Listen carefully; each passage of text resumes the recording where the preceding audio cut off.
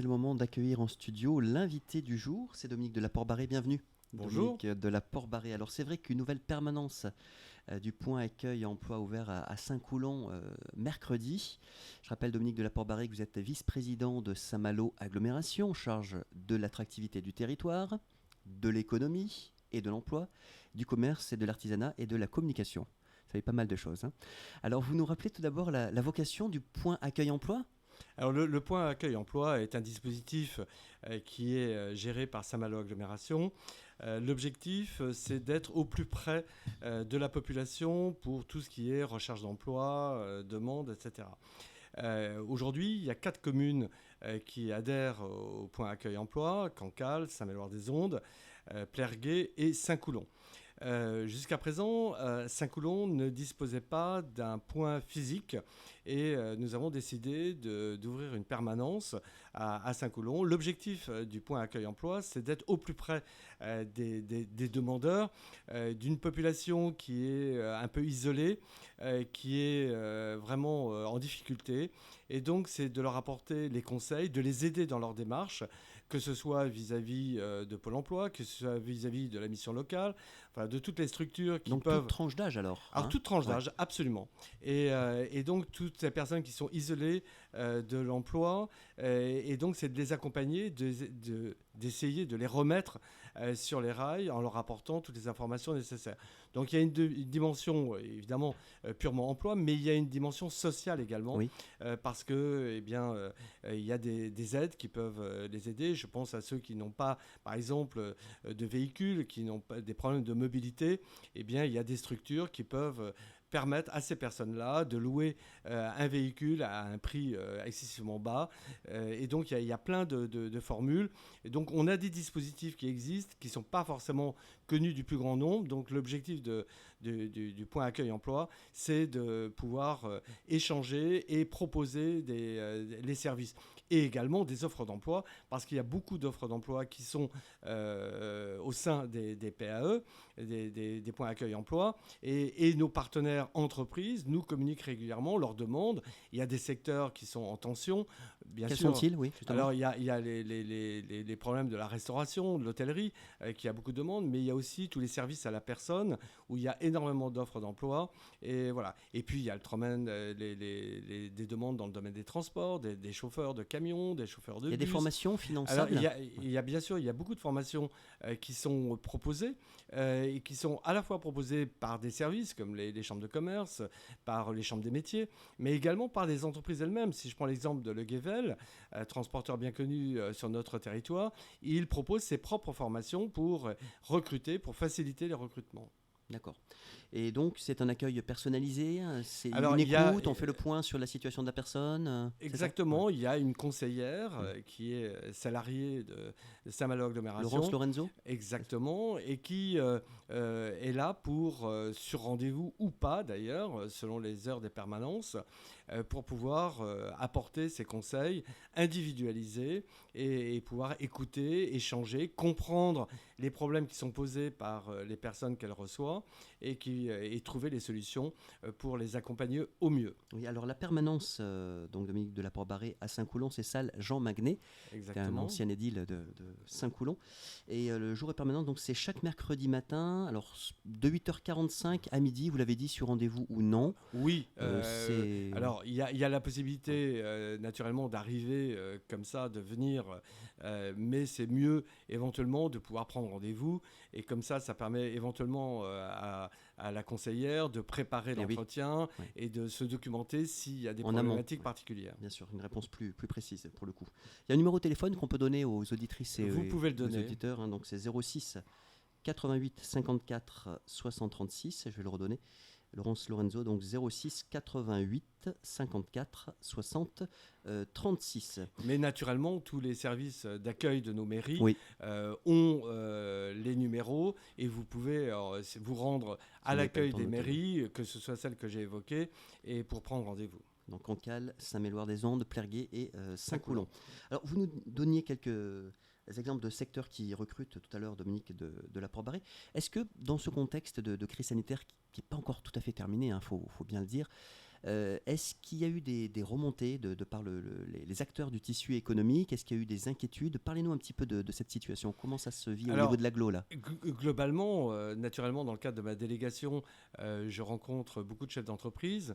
Il n'y a pas de problème majeur aujourd'hui. On a la chance d'être sur un territoire où l'emploi se porte plutôt bien, mieux que sur toute la Bretagne en général. Et la Bretagne a la chance d'être dans les régions qui ont un taux de chômage les plus faibles de France. Nous, sur notre territoire de Saint-Malo-Agglomération, il n'y a pas de problème majeur. On a beaucoup d'entreprises qui recrutent. J'évoquais une entreprise tout à l'heure, le Guével, mais il y en a beaucoup d'autres également qui ont des plans de recrutement, qui ont du mal d'ailleurs à trouver les personnes pour les emplois qu'elles proposent. CDI et CDD, les deux? Absolument, CDI et CDD. Et on a un autre indicateur, c'est que dans le cadre de Saint-Malo-Agglomération, nous avons pas mal de zones d'activité, donc avec des terrains à vendre aux entreprises qui souhaitent se développer, s'installer ou se développer. Et donc en 2019, on était déjà en pourparlers avec un certain nombre d'entreprises. Il y a eu la crise, il y a eu des confinements, etc. Et on s'est dit peut-être qu'il y a des entreprises qui avaient des projets qui vont peut-être un peu lever le pied, attendre de voir comment l'économie se passe. Et puis finalement, pas du tout. On n'a aucune entreprise avec laquelle on était en contact en 2019 qui a proposé ou qui a souhaité reporter ses investissements. Donc c'est un bon indicateur, c'est-à-dire que notre économie locale se porte plutôt bien. Il y a beaucoup d'entreprises qui veulent se développer, qui sont donc à la recherche de terrain. Ça, c'est un autre sujet parce que les terrains ne sont pas extensibles à l'infini. Mais en tous les cas, c'est le signe de la vitalité et du besoin de développement de nos entreprises sur le territoire de Saint-Malo-Agglomération. Oui. Et s'agissant des demandeurs d'emploi, Dominique de la Port-Barré, on a dit effectivement que les points accueil-emploi s'adressent à toute tranche d'âge. Ça c'est bien précis. Est-ce qu'il y a des tranches d'âge précisément qui sont plus en demande d'emploi? Est-ce qu'on peut observer ça? Alors, il y a les moins de 25 ans. Qui sont peut-être la catégorie qu'il faut le plus surveiller aujourd'hui. Donc démarrage dans la vie active, on va dire. Démarrage dans la vie active, des jeunes diplômés qui sont pas forcément par rapport au cursus qu'ils ont pu effectuer, que leur avenir professionnel est dans ce secteur-là. Ils sont confrontés naturellement avec l'offre en face. Il y a un certain nombre de personnes qui ont parfois pas trop envie de bouger, qui sont bien sur la Côte d'Émeraude. Sur la Côte d'Émeraude et en particulier aujourd'hui avec le beau soleil. Mais c'est un sujet important. Il faut savoir aussi aller ailleurs, être capable de bouger, d'aller chercher les entreprises là où elles sont en fonction de son expertise, de ses compétences. Et donc là, c'est aussi les accompagner dans ce sens-là. Et puis, notre capacité aussi à nous de faire venir des talents pour répondre aux besoins des entreprises. Je pense en particulier dans des domaines comme la chaudronnerie. Ce sont des secteurs assez spécialisés où le recrutement est parfois assez compliqué. C'est vrai? Oui, c'est vrai. D'accord.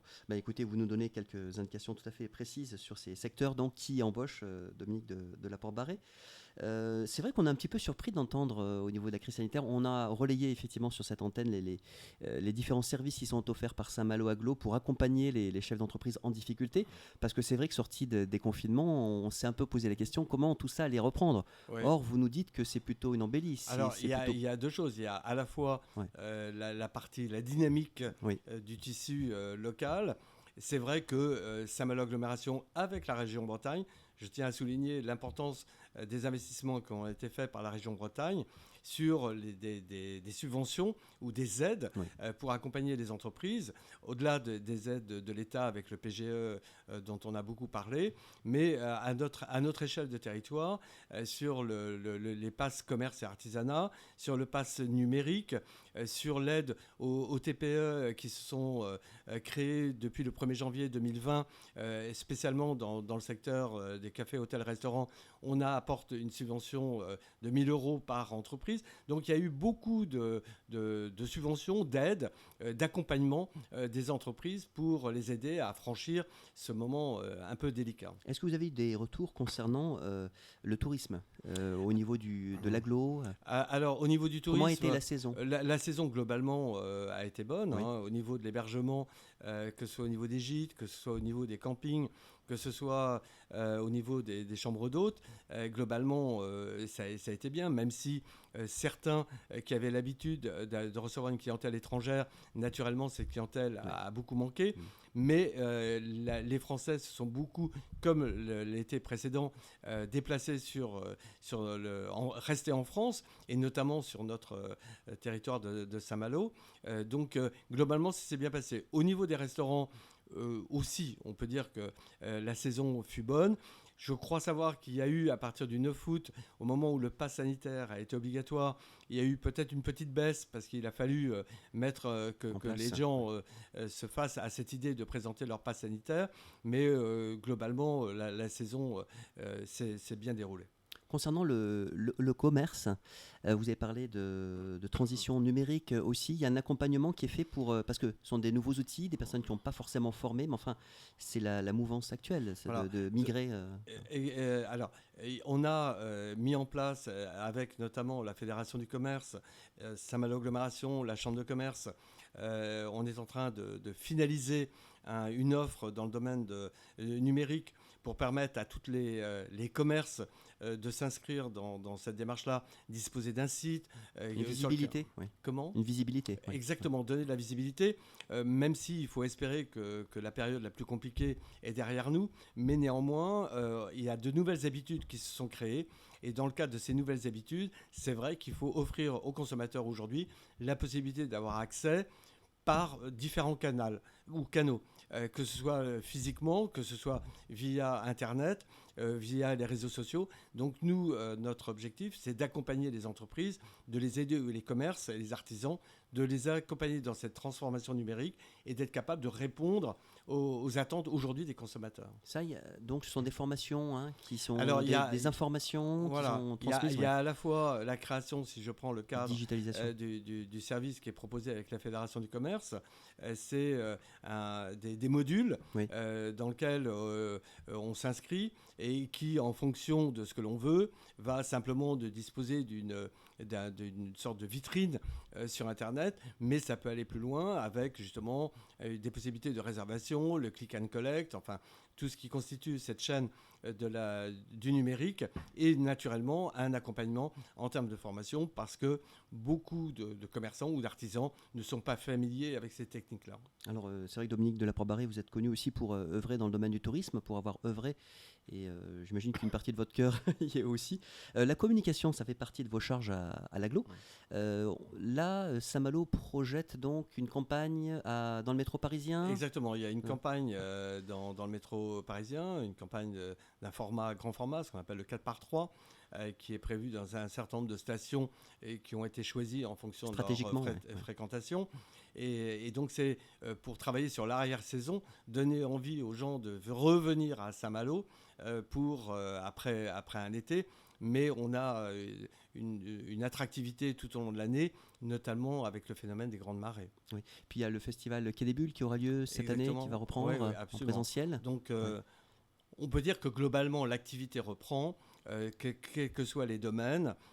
Il faut l'accompagner, il faut redonner envie aux gens de sortir, redonner envie aux gens de se retrouver et leur donner et faire en sorte que tous ces espaces de liberté, même si c'est une liberté un peu surveillée, mais puisse exister et fasse en sorte que on retrouve une vie à peu près normale. Alors, vous êtes Dominique de la Porte-Barré, maire de Saint-Méloire-des-Ondes, donc une commune qui est sur la zone touristique entre Saint-Malo et Cancale. On s'arrête à Saint-Méloire pour consommer, pour manger au restaurant Alors je ne vais pas vous dire qu'on ne s'arrête pas à Saint-Méloire. Naturellement, on s'arrête à Saint-Méloire. On a, même si on est entre deux pôles d'attractivité très forts, Cancale et Saint-Malo, mais on a une offre, notamment en termes d'hébergement, très importante. Et donc, il y a beaucoup de gens qui viennent passer des séjours à Saint-Méloire, sachant qu'à proximité, ils ont des lieux où ils peuvent trouver d'autres types d'activités. Mais c'est vrai, et on travaille beaucoup sur le développement de la commune, notamment en termes de commerce de proximité, faire en sorte que ce soit une commune qui vive. On a la chance d'avoir un tissu associatif important. On a eu le forum des associations samedi, et c'est quelque chose qui est très très important. Et je crois qu'on reconnaît à Saint-Méloire-des-Ondes cette qualité de vie pour la population au travers de l'ensemble de ces services. Donc le lien social, ça passe aussi par la vie associative. On se rencontre dans des clubs. C'est très important. Loisirs. Voilà. On a environ 35 associations à Saint-Mélois, un grand nombre dédiés à l'univers du sport. On a un équipement sportif de grande qualité. Et donc, oui, voilà, ce sont des associations qui ont eu du mal. On apporte le soutien que l'on peut à ces associations. Et là, ça redémarre. Et j'espère que la rentrée et la suite de la saison va bien se passer. À Saint-Méloire-des-Ondes, combien d'habitants actuellement ? Alors, on est environ à 4500 aujourd'hui. Voilà. Il y a un projet une optique de développement Alors, il y a, par rapport au développement de Saint-Méloire-des-Ondes, il y a un lotissement qui est en train de finir d'être réalisé, ce qui fait que la population, dans 2-3 ans, on va frôler les 5000 certainement. Mais là, la volonté des élus, c'est de limiter aujourd'hui l'accroissement de Saint-Méloire, d'abord pour des raisons aussi foncières, d'emprise sur les terres agricoles. On est naturellement contre ce développement sur les terres agricoles.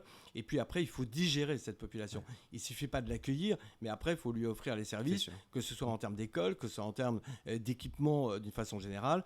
On a une médiathèque, on a un complexe sportif. Là, on a racheté un bâtiment il n'y a pas longtemps qui s'appelle le Grand Jardin, dans lequel on va créer un nouveau lieu de vie pour les habitants de Saint-Méloire, avec un espace qui va être des sortes de petites halles pour les producteurs locaux qui puissent valoriser leur production, que ce soit légumière ou que ce soit ostréicole. Donc voilà, on essaye de faire en sorte qu'il fasse toujours bon vivre à Saint-Méloire et qu'il y ait une vraie dynamique au sein de la commune. Est-ce qu'il y a des jeunes qui s'engagent au niveau municipal Vous connaissez les CMJ, les conseils municipaux de jeunes. Vous avez aussi cette instance à Saint-Méloire. Nous avons depuis très longtemps un conseil municipal des jeunes. Je ne vous cache pas que depuis l'installation de ce conseil, on n'a pas pu faire beaucoup de choses avec ce conseil parce que pour les raisons qu'on connaît. Mais il existe, il y a des élus qui sont en place, qui ont formulé ensemble un certain nombre de vœux et donc voilà, progressivement on va reprendre tout ça en main. Merci beaucoup Dominique de La Porte-Barry d'être venu aujourd'hui dans le 11-12. Merci pour toutes ces précisions. On vous souhaite une belle semaine. Au revoir.